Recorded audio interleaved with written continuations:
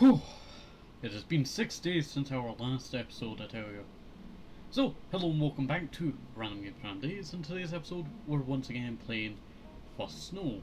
This is part 4, I'm pretty sure.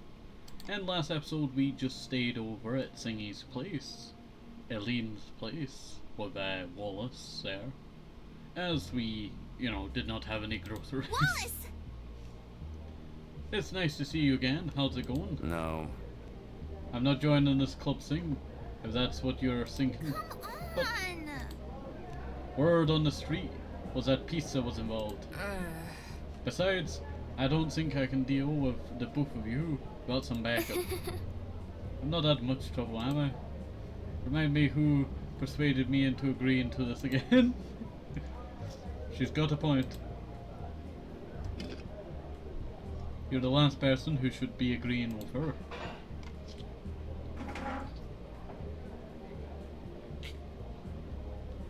I love how they have sorry about that, I was just drinking there.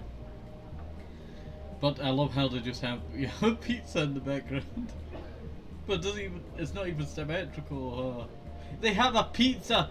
Leaning Tower Pizza! They have a Leaning Tower Pizza. You know what, I wish I was streaming so I could clip that. I'll probably have to clip that. That surprised me so much there. That really did surprise me so much. Leaning Tower Pizza. Smiling and sitting back in the old wooden chair, I take a look about the noisy room. Everyone inside must be thankful for the heat being turned up. The weather outside having been freezing before we entered. There's a certain charm to the restaurant given its exposed age and brick walls and wooden furniture, however hard it may be. It takes a bit of speaking up before us to hear each other over the busy, I'll just say busy, chatting couples and groups around us. But like Dad said, the more people at the restaurant, the better the food will be. Let's go for that. I notice Elan eyeing Wallace's beer in an unsubtle manner, the large glass pespering away like in a commercial. I take his apparent age as just his beard making him look older, but I guess he really does have a few years on us. Man, I miss beer. It'd go so well with this. Yeah, I was thinking you were far too uptight to do something like underage drinking. Remember the trip to Europe me and my family took last year? You think I just drank soda over there? Well, Seriously? I was in Munich. Wallace, I mean, really. German and a beer. Caprice and I can only smile at her little lecture. Don't be sad, Elan. It's only a couple more years, then you can drink all you want. The look of pure and unrelenting disdain Elan gives at her being reminded of the weight goes gleefully ignored, which is probably for the best. Our chatter is interrupted by the arrival of a waiter, a weedy young man, clad in plain red and black uniform. It's impressive how well he maneuvers all of our pizza and sides onto the table, all our mouths watering as they steam away. With a curt, "Please enjoy," he leaves us to our feast. Dang, they're fast here. Exactly! Best pizza place in the city. How many have you actually tried? Doesn't matter since I've already tried this place. She says, busily shoving a slice of pizza into her mouth. Elan starts on hers, but mine catches the eye of Wallace. Huh? Vegetarian? You're not a leaf eater, are you? He says this with genuine concern in his voice. I just like the taste. The answer satisfies him as he goes to work on his own. The fact it's a meat lover's pizza is less than surprising. Think you can take the walnut hit for tonight? Yeah. No problem. Yeah, no problem. It's a little sad how obvious she's trying to convince herself of the fact the only reason I'm not having a quick check myself is because I budgeted the trip days in advance, and even Wallace looks like he's doubting himself a little. Such is life of struggling college students. Ah yes, debt. No, the debt. That's why you never go to college, I tell you. Unless you really want to and you know what you want, because so many people, they go to college and then they swap, singy. And that's how they get you, because that means you have to pay more for swap and all that, trying to find out what you want to do with your life. Hard thing, hard thing.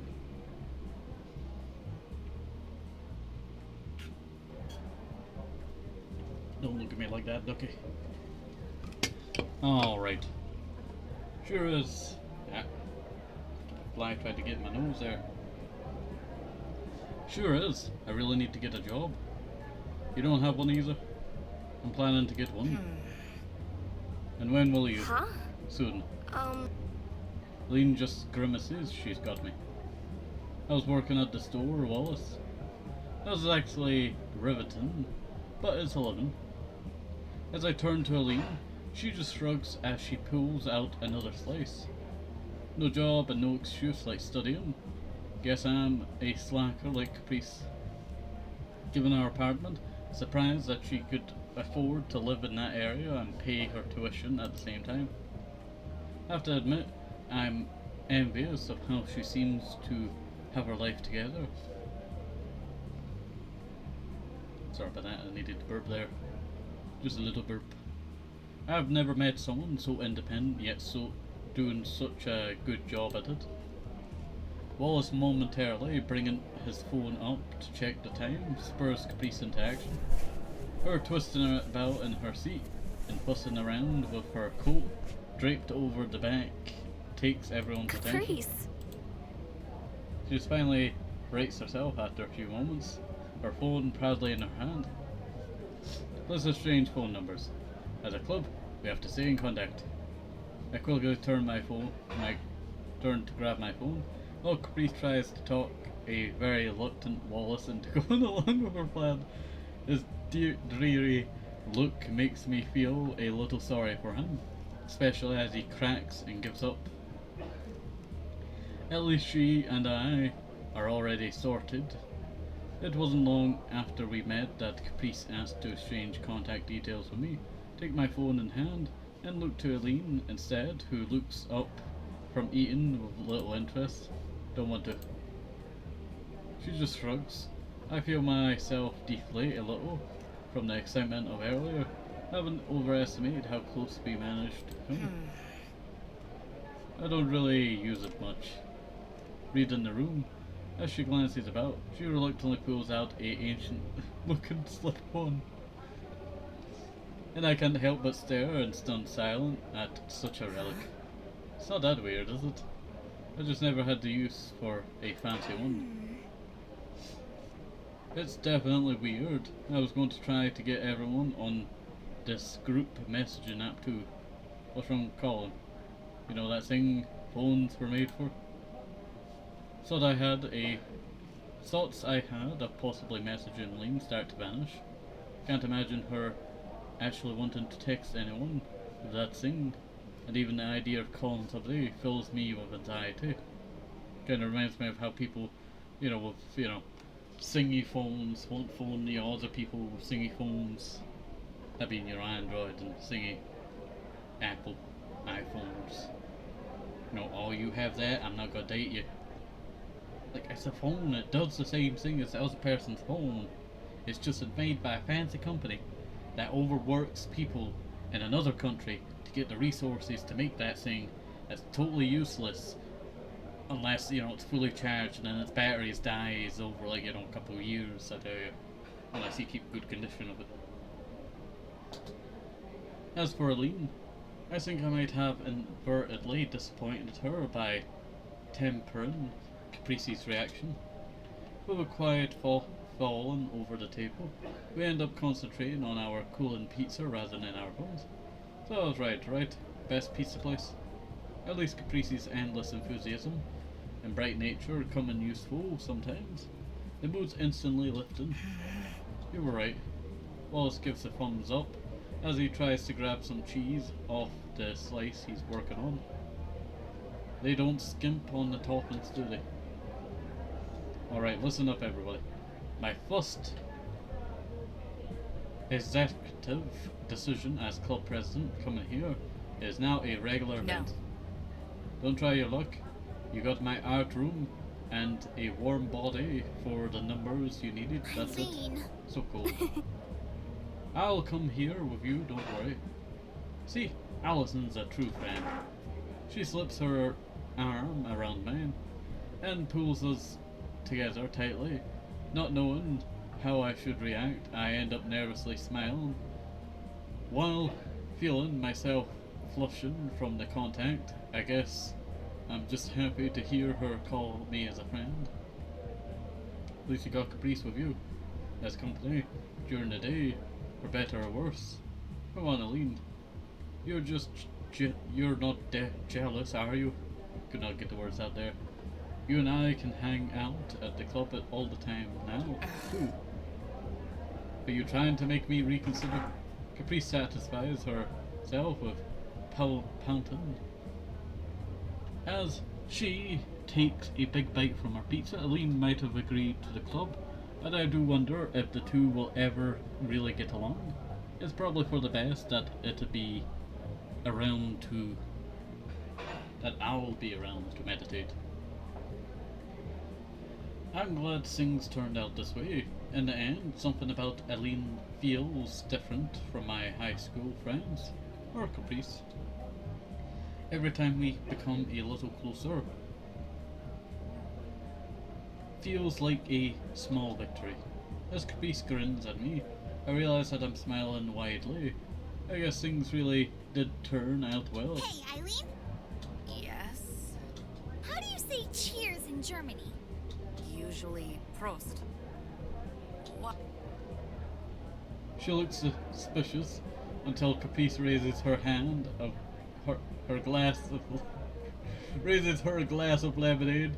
The other side of the table groans loudly, but I already begun to lift my glass in preparation. Now left awkwardly dangling in the air. We're not doing this. Come on, this is a celebration, right? Wallace, help me out here. Wallace pauses, a piece of pizza hovering before his mouth. His dreary stare down makes it clear that he's here for the pizza alone, and not having a bar of this.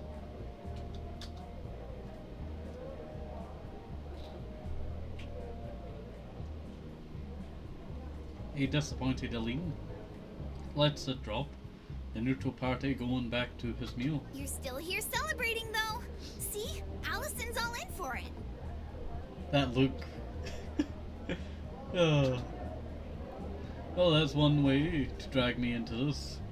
All I can do is awkwardly smile and apology as the others grimace. I can never say that word, I tell you. Is it grimace? Well, they might hesitate to follow our diminutive new leader. Wallace and Élan begrudgingly lift their glasses in solidarity with me. Even if her enthusiasm might not be matched, there is some sense of camaraderie between us all. As I raise my glass, I realize that a familiar feeling is no longer weighing me down. For the first time in a long time, I don't feel the unease of loneliness. In the end, maybe that's enough for me to toast this new club and the friends in it. To our new art club. Prost!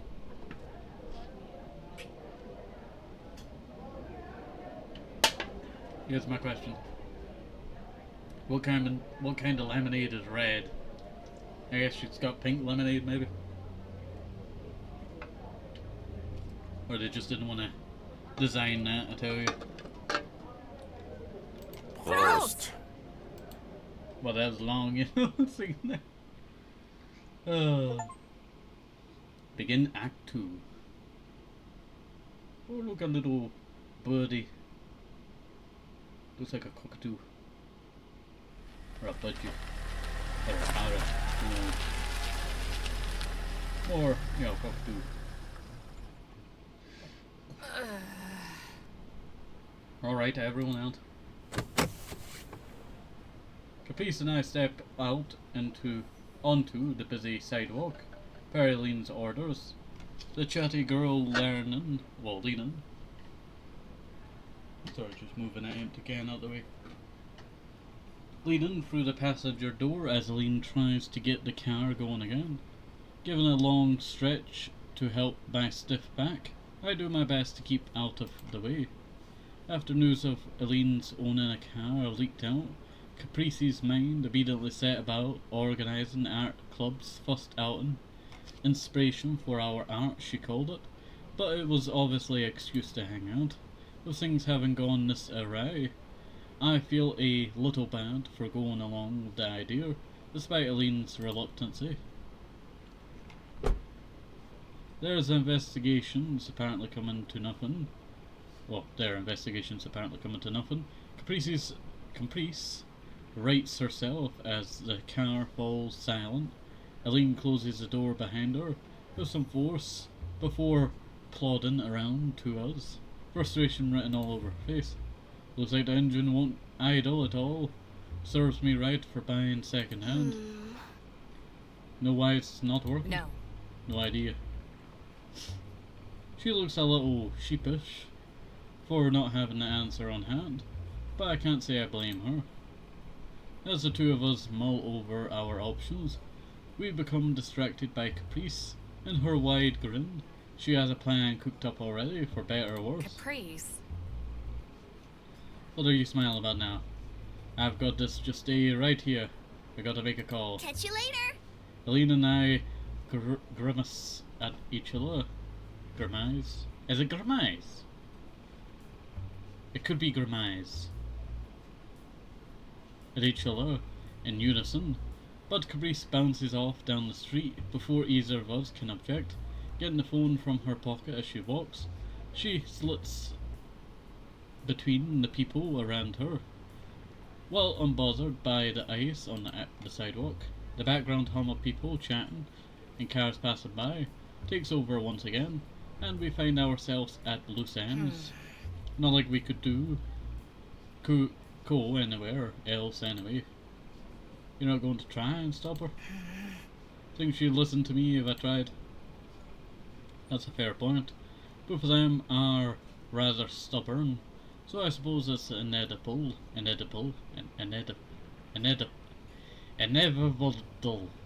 I can never get the word to form properly. Why? Inevitable.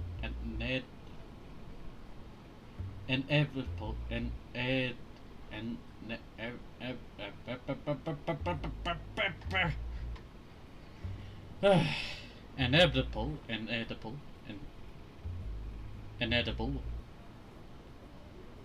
They'd clash sometimes. On the bright side of all the places to break down here, isn't so bad. The weather's not too chilly, and it's nice to observe people sometimes, especially when they're bundled up in cute winter clothes or outfits. Some city workers in the distance are already beginning to set up the downtown Christmas tree, providing some entertainment for the people walking by as they struggle with the unwieldy thing.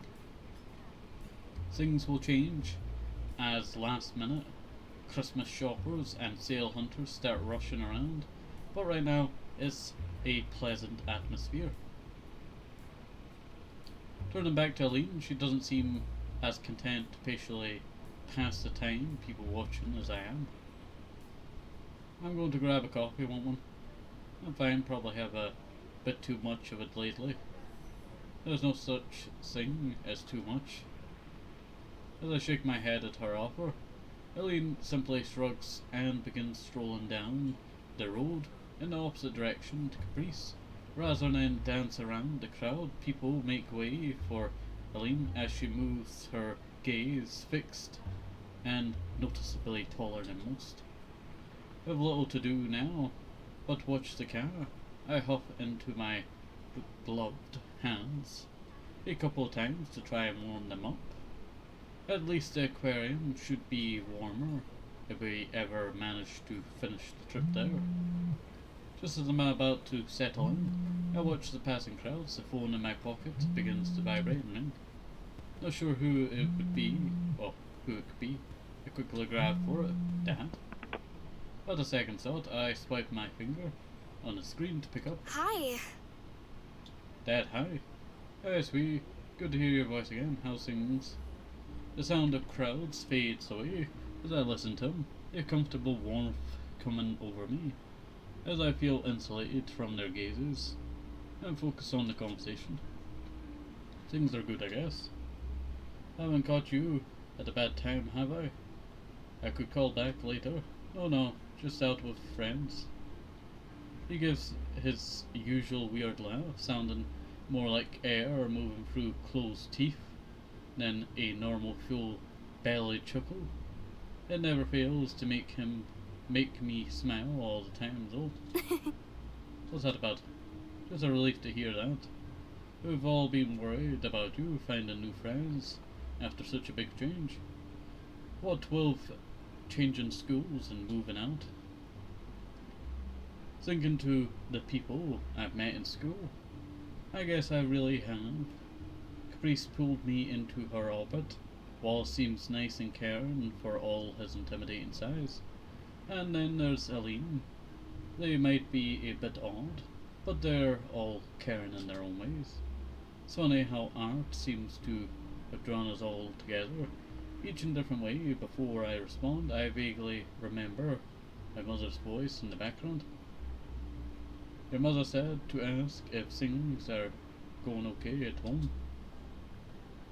Everything's good. Rose has been a big help of everything. Has vastly understated things. If I wasn't for her, I don't know how I would have coped, not just for the constant housework and errands, but also for being away from everyone and everything I knew before. I might have my... Okay. I might still, not stay. I might still have my ups and downs, but the last thing I want to do is stress him out over me. That's good to hear. Hopefully it'll take a bit of stress off a certain person. Tell Rose hello for us if you remember. Sure thing. Can do, as everyone now. Your brothers are a pain in the butt, like always, for one. Right on cue, one of them loudly complains in the background. As you can tell, that's Lucy. Same as always, she's sleeping in the other room. Hear my mother's voice again in the background. Alright, she's knocked a mug off the counter the other day. Your mom gave her a good scolding. I think she's acting out about you around. Can't help but laugh, imagining it, my mum, exasperating with my cat. Anyway, we're getting by. It ain't the same without you though. In a whisper voice, he continues. It's hard to get a moment's peace around here. Make sure to give your mother a call sometime, okay? I'll call her, don't worry. As a girl, anything worrying you on your mind? All things are good. Realize my mistake. The moment I answer, having spoken just a little too quickly to make it seem natural, my mind starts to reply embarrassing situations I've been in. The constant concerns and worries of living alone, the loneliness. Dad's calming voice cuts through, interrupting my spiraling thoughts. I better let you get back to your friends. Hope I'm not keeping you away. It's fine. I'm just happy to hear you again. We miss you too. Christmas around here will be a lot warmer once you're back for the holidays. We're going to miss you at Nana's this year. Really can't wait to see all of yous again. I'll be looking forward to it too. I love you, Allison. Take care. I love you too. Bye. A few seconds pass before the familiar beeping of the ended call tone rings in my ear. I just couldn't bring myself to do it. Putting away the phone, I feel like I should be happy to have spoken to my family. Again, that couldn't be any further from what I feel, though. The horrible lump in my throat only gets worse as I stare down glumly at the dirty snow on the sidewalk. My heart hurts. The taste of my mother's food, my old bedroom, all the friends I left behind when I went to college, my cat, they all come flooding back. It's just homesickness. I've dealt with this before, and more than once. The fact it'll pass doesn't help right now, though. Listen to Élan through the crowd, coffee cup in hand. As she sips away, I take a long breath and try to steady myself. Don't want to look weird in front of her. Getting all sulky in the middle of the street. That was quick. Hey, the cavalry's here too. She jerks her head towards the top of the street in answer to my confusion. The priest frankly waves to flag someone down. The little car is sliding into a parking spot not far from where Élan's ended up. It looks well cared for despite its age. All Élan and I can do is stare as the driver opens the door and steps out. I'm more than a little surprised when I recognized her as being another student from college. She looks to be about our age, despite her lady-like appearance. Her tall figure, dressed in a smart trench coat and scarf, is quite a fashionable look, and hardly who I expected to arrive. She's an engineer. We gotta need an engineer to work on this car, I tell you. Mechanic, you know, we need this person if they're a mechanic.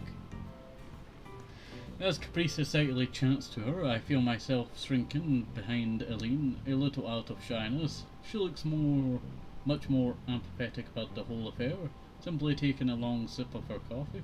Getting on Élan's good side made me forget how unsociable she could be. Ta-da! Found a mechanic right nearby. Ah, good. We needed a mechanic, I tell you.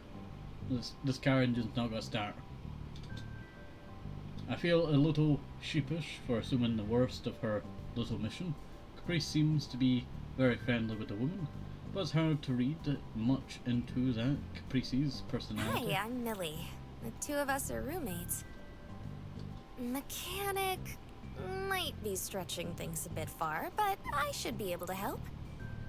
And now, Millie, it's time for you to meet my art club. Introducing Élan and Allison. All I can do is give a weak smile as Élan snorts in weary disapproval.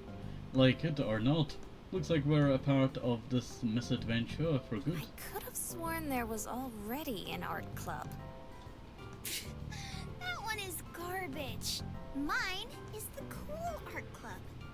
So that's what you've been so happy about lately. Shame on me for thinking you were ever jealous of my position in the writing club. Is that what all this is about? Caprice wanted to be on level with her friend? I guess it worked out well for us anyway. So you're in charge of the writing club? The current leader's graduating at the end of this semester, so he's handing the reins to me. Seems I made a good impression on him? Yeah. And the rest of the club doesn't get a say? That's how it works. I like to call it a stable line of succession. Speaking of which, I need to get back to the writing I was doing before I got that phone call. Your car had issues? Yeah, engine died without any warning. Managed to coast it to the side of the road. Élan doesn't seem exactly taken with the situation. Millie's explanation of her being a writer, not explaining her ability to fix car. We don't have much option but to put our faith in her at this point.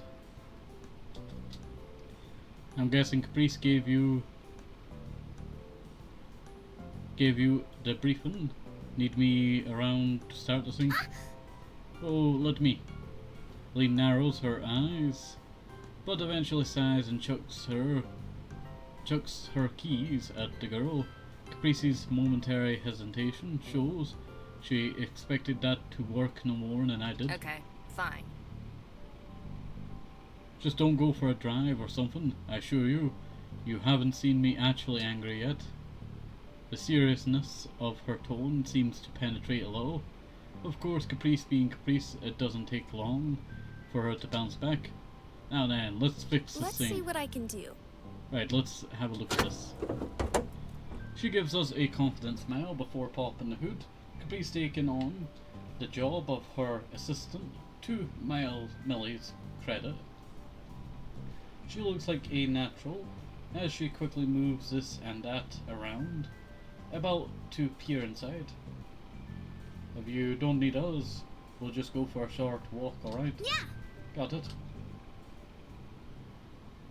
The meaning of we becomes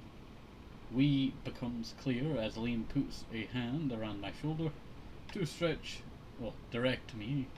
The two of us walking off beside each other and leaving the two to their work. It feels a little weird to have Élan's arm around my back and holding my shoulder as we walk side by side, even if it is to guide me. She takes a long while to let go. You sure are alright about leaving them alone? Not at all. Not like I can do anything to actually help though. All I can do is awkwardly laugh it off.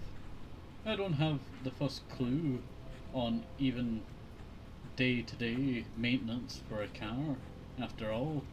So maybe just staying out of the supposed mechanic's way might be for the best. At least it broke the ice a bit, as I feel a little unsure when I'm alone with her. I can never seem to get a read on Élan. Every time we talk, I end up getting caught in her pace. Even now, I'm not sure why she pulled me away to walk with her. No, that's not quite true. She must have noticed me being depressed earlier, even if it isn't saying anything about it. Even if she isn't saying anything about it, given how she also invited me over for dinner when I was hungry. It seems she really does care for me, despite her stoic exterior. As she drops her emptied coffee cup into a bin, as we pass, I realise it's going to be up to me to raise the subject. So, you saw me earlier, huh? You did look a little bit bummed out when you got off the phone. Didn't want to bring it up if you didn't though. She left me no choice. Sorry. I miss talking to my family after so long. Sorry for being so flustered. Nothing to be sorry for. It's only natural. Huh? So you're homesick, huh? Sometimes. Moving out for the first time's a big deal. You don't need to beat yourself up over feeling stress. Thank you. Thanks. I was doing okay, but when I heard my dad's voice again, it reminded you of what you're away from. I gave a simple nod. She doesn't seem to be speaking in an overly soft or caring tone, but she is listening carefully. I appreciate it. Really, she doesn't come off as patronizing. Can't imagine living alone. Have no idea how you do it. She gives a adamant, absent-minded shrug. I'm not really fussed about that sort of thing. Besides, Wallace drops by sometimes, and you're welcome as always. As well, that's what I meant to say. It's good that you have a roommate you get along with though. That'll help. I get the feeling Élan's circling around what she actually wants to say. As she looks to me, I think she realizes that the game is up. The two of us stopping as she turns in front of Allison. me. All freshmen here. You, me, Caprice, we're all away from our families. and trying to find our niche. If you want to talk or rant, we're around. Wallace told me you talked. So, you have that big oaf as well. That's it, I guess. I'd have thought I didn't want to worry her, but her reassurances are more comforting than I'd guessed they'd be. Even as I manage to gather myself, I can't help but smile. I know it's a little bit selfish, but it's sort of nice to have someone worried about over me. To my surprise, she brings her hand to my head and starts ruffling my hair. It's hard to read her expression as she does, but I don't feel put off at all. Quite the opposite. She pauses for a moment, face stuck. Sorry if you don't. It's fine. I only just managed to splutter the words out. I don't smile better at getting the message across. Taking a cue, she begins petting my head once more. I forgot how much I miss simple physical interaction, as awkward as she might be about it. A hug might be a bit more normal, but somehow it's hard to imagine Élan doing it. It's not a secret. I'm not great at this kind of thing. Just keep what I said in mind, alright? I will. Everyone's here to help me. I'll remember that. Removing her hand, Élan and I start heading back towards the car side by side. It's easier for someone who's outgoing to comfort another, but it feels somehow more sincere from a loner like Élan. She's making a extra effort for my sake. Somehow, I feel a little warmer than I did before as we walk back. Maybe the weather's improved, but I doubt that's it. I guess you had experience living alone, haven't you? Huh? Me, just moved out for college, same as you. Sorry, I hurt my knuckle there. I tell you, the worst thing about, doing videos is that when you have like eczema and then you open up a bottle of juice, I tell you, when you open up a bottle of juice, you have like a 50-50 chance of hurting your finger and then getting the eczema bump on your finger, and it's so annoying, I tell you. It's so annoying. I don't know why, but it seems to have just started like a couple of days ago again. Like, I've not had it happen in like ages. If it did, it was only just a tiny bump and then that was it. Wonder what's different, I tell you. So we're in the same situation, yet Élan has everything so together that she can offer me help like this. Moreover, she's known so this entire time. I just sigh in defeat. College has really driven home how everyone's different. Sure has. The reason for the dreariness in her voice becomes apparent as I follow her gaze. Priest happily bouncing out of the car and shutting the door as we stroll up. Everyone sure is different. Hey! Hey guys.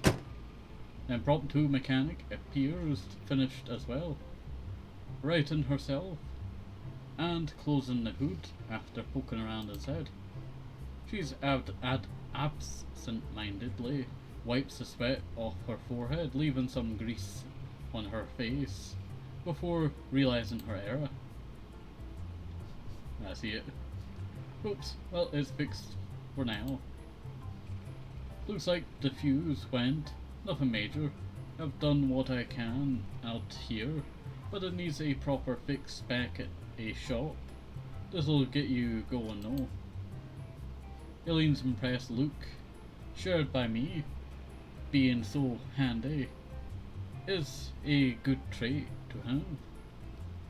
As she did come all this way here just to help us. I'm impressed. Fixed cars before. I was about to recommend taking it to my dad's auto shop actually. Sure. Your dad's shop is as good as any other. I'll sort something out this afternoon. This is where I'd shake your hand and thanks, but well, it gives a depressurate. I can never say this word. Deseparating smile. In response. You know what? I can never get that word. Like, I can say a word perfectly for you in years, and then somehow, you know, it just decides, I'm about to end this entire person's business. Caprice passes her a handkerchief from her pocket, which Mel quickly uses to wipe her hand as best as she can. Hey, since you're already here, I'd let you all get on with your art club adventure. I have other things I need to attend to, sorry. Have fun! With that, we give our farewells to Millie as she heads back towards her car. Her momentary churlish grin towards the deflated Caprice doesn't go unnoticed. Meet the leader of campus writing club, a rivalry in the making. Well, it's not really a rivalry, you know. Not bad people, you know. Elan snatches her keys back from the girl's hand, wasting no time in addressing the both of us. Now, are we finally going to the aquarium? Yeah! She beams brightly, her smile proving infectious. Turning to me, Elan's emerald eyes stare into my own, checking my reaction after the day's events. As rough as she might be, Elan does care about others. Eileen. Let's go, Elan. With this, she gives one of those few smiles she dares give. It feels like a reward to see them, and I find myself wanting to see them more and more. We're falling for them, slowly but surely.